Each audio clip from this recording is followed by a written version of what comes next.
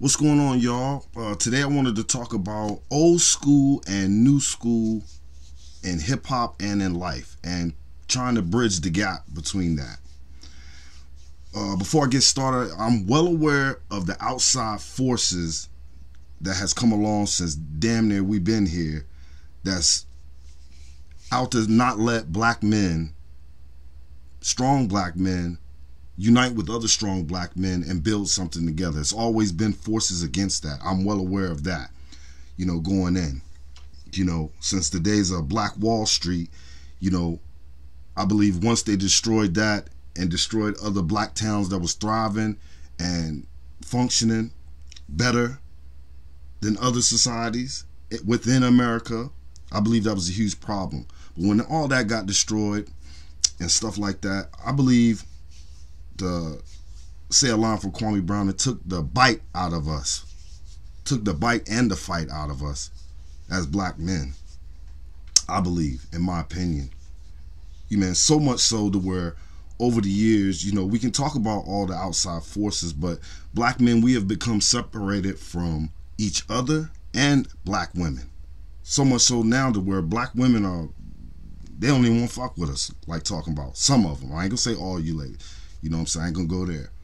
But it got me thinking about bridging the gap. We don't have any big unks anymore. You know what I'm saying? It seems to me like all the big unks are gone. I'm a big unk now. You know what I'm saying? But for every one of me, it's 100 of us my age that's trying to compete with these young fellas. And it seems like that the way it was in hip hop and in life. Like, you got Wu-Tang Clan. I'm gonna give you for example. At one time they was on top of the world in the hip hop world. So much so to where you had to sound like you was from New York or Wu-Tang just to get on. There was a time for that. So much so there was a lot of arrogance going on from the older cats that was in hip hop against the younger cats that was coming out. So I could see where instead of trying to bring the next generation on, some of these older hip hop heads, got as much blame to what's going on now. To where we hadn't bridged the gap from the old to the new as much as we should have. So much so to now to where the new heads that are out now, the hip hop artists, they ain't fucking with a lot of these old heads or these old rappers. Some of them pay homage, some of them, but a lot of us don't. A lot of them don't. They don't. And us as older cats, we don't even want to listen to some of this new stuff out. Now, some of it is whack. You don't want to listen to it. You know what I'm saying? But some of us old school that's live in the 90s and 80s and early 2000s hip hop rap, they don't want to give some of this new rap a chance. And vice versa. Some of these new school cats, they don't even want to listen to some of that back in the days. And I think that crystallizes the problem, one of the problems that's within black America today. You know what I'm saying? As black men, now we can argue and fuss and fight all day about what the outside people have done to us. But I figure as black men, where can we start? And it starts with, we really have to start working together, working with the next black man to try to build something on any level that you're at. I think that's part of the solution. I'm trying to be solution-based orientated to where I could at least suggest a solution to black America and black men in general. Before we can rectify with black women, I think we need to first do a deep dive on ourselves and look in the mirror, myself included. I want to be able to build with the next black man instead of be at odds with a black man. It's one of those things that where I don't want to be in competition with the young folks. We supposed to be the big unks and schooling them along into the future, telling them the do's and don'ts. But it's such a divide and a disconnect these days between old school and new school that's hard for that to happen. When you out here trying to do the same thing as somebody 20 years younger than you. And some of the younger cats that they're not looking up to you no more, They're not looking up to the old heads. They're not looking up to us. And frankly, some of them ain't giving you no reason. You ain't giving no reason to.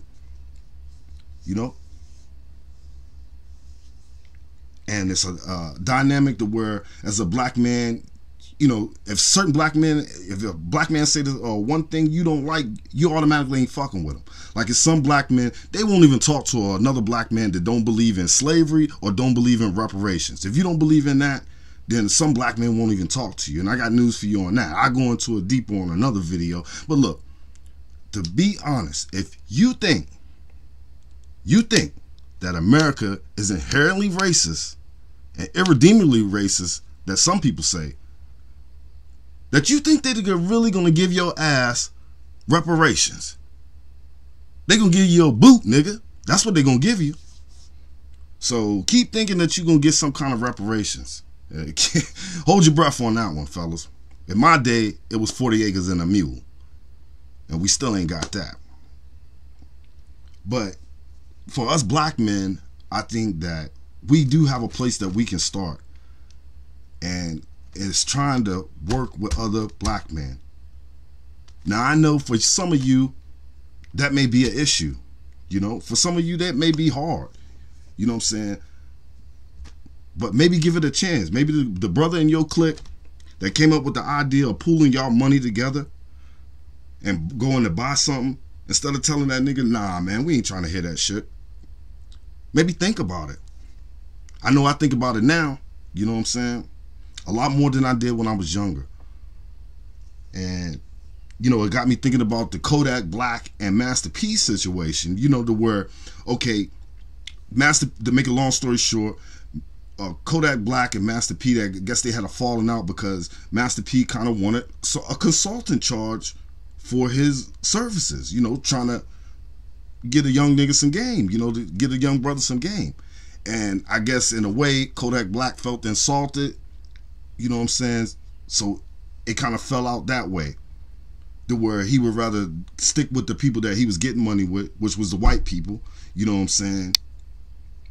And not work with Master P, which is, you know, made a self-made empire. So I would at least think you at least, you know what I'm saying, you kick the man some change for his knowledge, you know what I'm saying? I don't think there's nothing wrong with that, especially if you got it to give, you know what I'm saying? For some of you old schoolers and new schoolers, you know? I think that gang stuff has got a lot to do with it too. You know, where the gangs have permeated life and society and hip hop so much to where, you know, people claiming their sets more. You more loyal to your set and where you from and your gang, that the where, you know, the old heads, you might have to take out a young buck, or a young buck, you might have to take out an old head just to get that respect. And that's another issue, and that's another problem, you know. I think that us as black men need to stop having the fear of other black men, you know. Stop having that fear of what that nigga's gonna do dirty for you. You know the difference between a good man and a shady man. Most of us got common sense, so use it. But I think a lot of the problem is that we are scared to build with each other. Now, I know it's not easy, especially if powerful black men come together. Like, you get 10, 15, 20 powerful black men come together, you know, it's going to be an issue. I'm not saying it's easy, y'all. I'm not saying it's easy at all. But what I am saying is that we need to start trying, because what we got now ain't nothing. And if we leave it for the future, for our children and our grandchildren, what is it going to be like for us? The women are leaving us behind, fellas. They are leaving us behind. Even white men finding out that the women are trying to leave them behind too. You know? So I figure we have to bridge the gap with each other, black men. You know? For those of y'all in that gangster lifestyle, maybe you want to think about going a different path, especially if you're not too far gone. You know? If you far gone, it ain't no coming back. I know. I'm pretty sure there's no coming back for you, you know? But for the other ones, you don't have to go into that lifestyle. And if you're already doing something, maybe you need to think about trying to do something with somebody else, network with somebody else that's doing something. I know I want somebody's success to rub off on me. If you're successful, I want to be around you. I want to pick your brain. I want it all. You know what I'm saying? But I do know that in a small part of the solution for us black men is trying to come together. If we can do that in life, then we can do that in hip hop.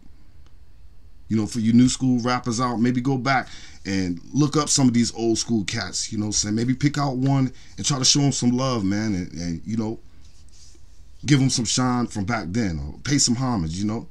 And for some of you old schoolers still out on the circuit, still out touring, show some love to these new cats. I know some of you are already doing it, but I think we need to bring the big unks back. Be a big unk, you know what I'm saying? So we can bridge that gap, so that more black men can work with each other, so that we can perform a pretty decent unit to be respectable at the minimum, to just be respectable. You know what I'm saying? And then maybe we can go from there. But it's just my small, simple solution.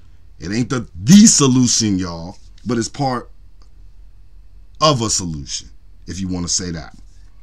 But let me know what you think down in the comments. As always, it's your boy Chris B, aka Buzz. I'll get back with you. Peace.